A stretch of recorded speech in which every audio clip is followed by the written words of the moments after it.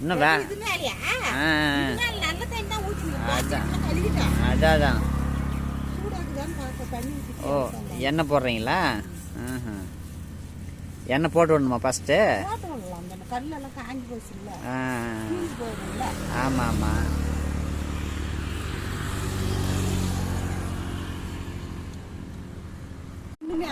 ஆமாம்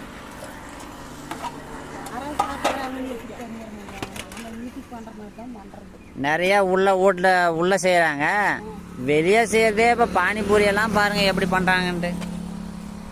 பானிபூரியெல்லாம் சாப்பிட்டா அப்படியே வயிற்று வலி நிறைய பேருக்கு வரும்.